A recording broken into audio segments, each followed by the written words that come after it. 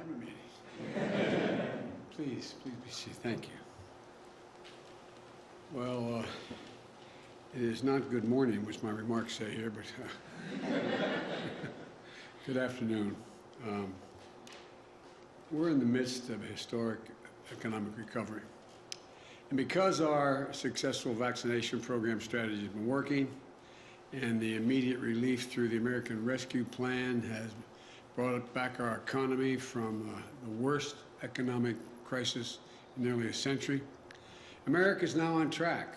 We're now on track for the highest economic growth in 40 years, and among the highest growth records on record.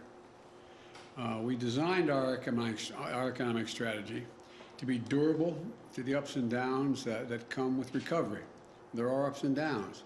That's why the American Rescue Plan was designed to help people not just all at once, but over the course of a full year. So we could continue supporting families, small businesses, state and local budgets to help them weather those ups and downs. And now that the economy is back on track, we're making progress on the second phase of our strategy, ensuring long-term growth. That's what my Build Back Better agenda, including my Americans Family Plan and the bipartisan infrastructure agreement we reached last month, that's what they're all about, long-term. But to keep our country moving, we have to take another step as well. And I know you're all tired of hearing me during the campaign and since I'm elected president, talk about it. And that's bringing fair competition back to the economy. That's why today I'm going to be signing shortly an executive order promoting competition to lower prices, to increase wages, and to take another critical step toward an economy that works for everybody. The heart of American capitalism is a simple idea: open and fair competition.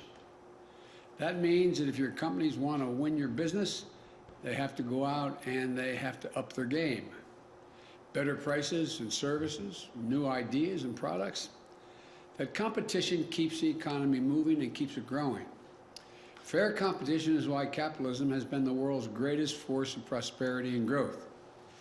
By the same token, competitive economy means companies must do everything they do to compete for workers, offering higher wages, more flexible hours, better benefits. But what we've seen over the past few decades is less competition and more concentration that holds our economy back.